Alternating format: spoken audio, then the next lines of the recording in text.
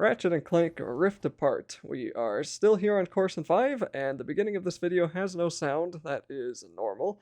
Just try to ignore it. I think I might actually have enough time to explain why that is. So, I'm using the PlayStation 5's built-in recording function to record this game at 4K. I don't have a 4K capture card, and the only 4K capture card that I can find right now that records in 60 FPS costs like $250 and it's internal only. And I don't really have a way currently with my house setup to get my computer in the same room as my PlayStation 5 because I don't have a 4K monitor, and I guess I could downscale it, but why would I spend $500 on a console that can play in 4K to play it in a lesser resolution, A bunch of other sort of just very annoying personal reasons. I decided to give the PlayStation 5's recording feature a try, and it does work pretty well, except it records in WebM, which Adobe Premiere doesn't support, and I use Adobe Premiere to edit all my videos, so I have to convert the video from WebM to something Adobe Premiere does support, like MP4, and that takes literally 4 or 5 hours per video, and my computer is not wimpy, so that's just how long it takes. And then I can finally edit the videos, but for some reason in that process, the beginning of some videos the audio gets muted, but not anywhere else. I don't really know what that's about, and it doesn't happen in every video. So that's something that comes along with converting from different formats, and who knows what else. It's just, it's the best I can do right now until I decide to finally cave and buy my own 4K capture card. So, we're going to talk to Miss Zircon, and we get a couple of rare Raritanium that we also should have gotten more than 3 by now if you've been paying attention. So those boxes with the crystals have rare Raritanium, and this tutorial that is popping up so nicely is going to tell us how to upgrade our weapons. So we use R1 to move over to the upgrade screen, and we get this whole little hex place and a couple of free rare Raritanium crystals to upgrade our... what weapon is this? The tutorializer? Is what it's called, but I think it's our beam pistol or whatever it is. And if you notice, we get a whole bunch of upgrades here that are increasing max ammo, so those ones, especially on the hardest difficulty, are probably the most valuable. And then once you surround a cell, then you get to unlock whatever's inside that cell. And I guess that was just a tutorializer weapon. Alright, so here's our burst pistol, and we've leveled this up to level 3 already. And I'm kind of just taking a look at here. This is my first time seeing this too in the recording, even though I've seen this screen a million times by now, but it's my first time in the recording. So I'm just kind of taking a look at what some of these things are, and you can read them, see what they do. I think ammo is probably the most valuable one, and then you'll want to surround those golden hexes. And I guess I might have saved some of my money there. I would strongly suggest that you actually spend all of your Raritanium and spend it all upgrading your weapons. You should always have 0 Raritanium. There's no reason to save it. It's not doing you any good to keep it. You want to spend it. You want to get your weapons upgraded. Where are you? You got my starship ready? You'll get it, don't you worry. I just need you to help me with one last threat. The nefarious day spa. If you can distract these troopers, I'll hack Nefarious's propaganda blimp and give this city a message it'll never forget. Alright, we're here at Emperor Nefarious's Day Spa, and this is a somewhat challenging combat encounter, and it's going to be pretty similar to the rest of the encounters in the game. So as I said a video or two ago, the combat at the beginning of this game is pretty challenging, but later on it does get a heck of a lot easier once your weapons have just a couple of upgrades on them. But I think just the biggest issue I've always had is just trying to see where the heck the damage is coming from, because I've had some combat areas where I walk in and I die in like 4 hits, and I could not see what was hitting me. I had no idea where any of it was. And then I repeated the combat because I died, and then I succeeded effortlessly. I took like no damage, and I just guess I did a way better job handling all the enemies. As we unlock more weapons, we'll get better crowd control features, because this game does love to swarm you with enemies. Even right here we have like 4 or 5 of those melee robots, and then we have a whole bunch of those little head floating robots, and you'll just want to use any weapon that can take out a ton of enemies at once to deal with those weaklings, because they usually die in about 1 hit. And don't be afraid to keep moving. In fact, you should keep moving. It's not really a good idea to sit in one spot in Ratchet & Clank. So here we really figure out how annoying these laser enemies are, and I cannot believe how good of a job I'm doing dodging them right now. They're not really that hard to dodge, the lasers, if you're paying attention to them, but especially later in the game when there's so many more enemies that they're going to give you, and those laser guys in the background on top of it all. I hate the laser robots, man.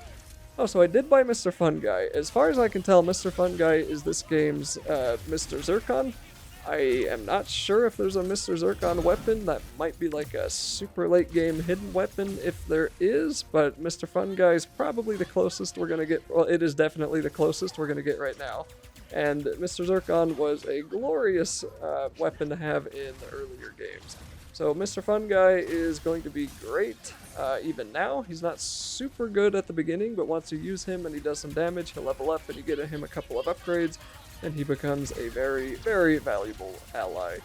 I was using Mr. Fun Guy, is his name Mr. Fun Guy or is he just Fun Guy? I don't know. Anyway, here I'm getting whacked by the weapons all the time, by the lasers all the dang time, man. I hate these stupid laser robots.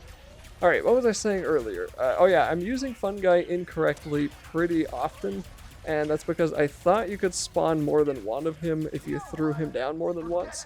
But what really happens is when you throw him down once, then he spawns once, and if you throw him down again, the old one disappears. Later on, there is an upgrade to get 2 of him, but we don't have that yet. Here I come.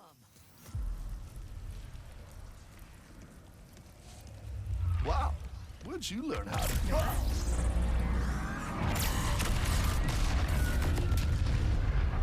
Looks like I touched a nerve. All right, deal's a deal. That's Glitch. She'll help you get onto the Emperor's private shuttle to the tower. Access console's in that huge statue of Nefarious in the center of the city. Just hook her up, and she'll handle the rest. What are you doing? Tearing this whole rotten world down from the inside. Huh? Stay strong, brother!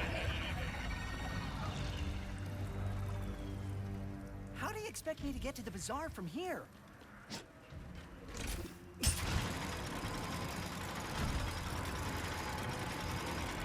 That'll work. All right. All I gotta do now, whoa, this is fast, is head to the statue, use Glitch, get a starship, and then find Clank on Sargasso. I'm on my way, buddy. Just hang in there for a little bit longer.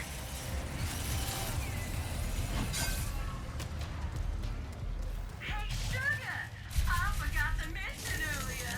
I hit a spot in the factory for our resistance friends. Maybe you could... Aha! That has to be the access console. Getting in line is against the law. Where did you even come The from? nefarious Juggernaut, our second boss of the game, I think, and watching through this again is kind of making me realize just how far your power comes later on in the game, because you will see a ton of these Juggernaut enemies, and in some cases, of course, you're going to be fighting more than one of them at a time. So get used to it, and try to learn his moves here, because they don't change. He has this big giant laser he'll send at you. The dimension warping is different. That doesn't happen again for many bosses, but it does happen with the Juggernaut. I think they just wanted to show off their new PlayStation technology. And the big sweeping laser is easy to jump over. He might jump on top of you, he'll send these missiles at you, and you'll probably be able to see some red circles on the ground that will tell you where those are landing, and then he'll try to ground slam you if you get too close.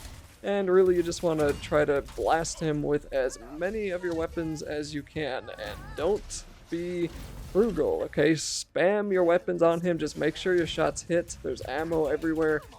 Make every shot hit, and just use up all the ammo that you have. Switch through your weapons, get them leveled up, and you'll defeat this guy no problem.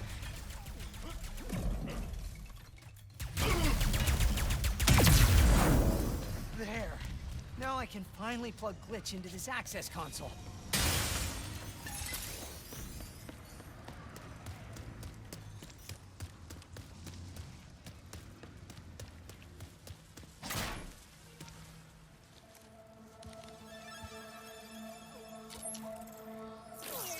hi.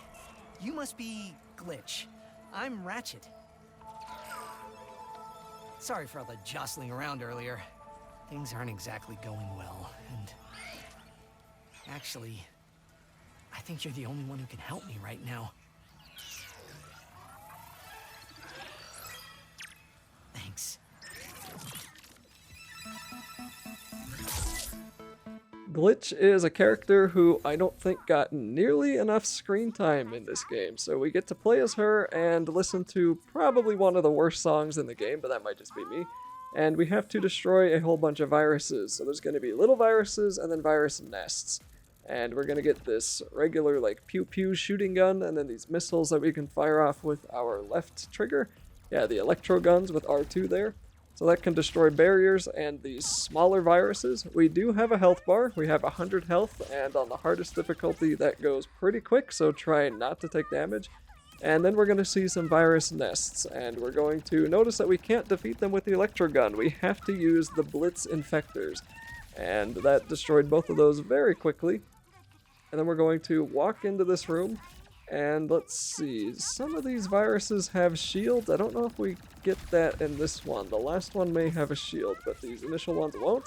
And it's not hard to get surrounded when you're playing as Glitch, so make sure that you are somewhat aware of your surroundings. Just kind of be a little bit patient, but sometimes you do have to be aggressive. Sometimes it's a lot better if you just rush in and do all the damage that you can.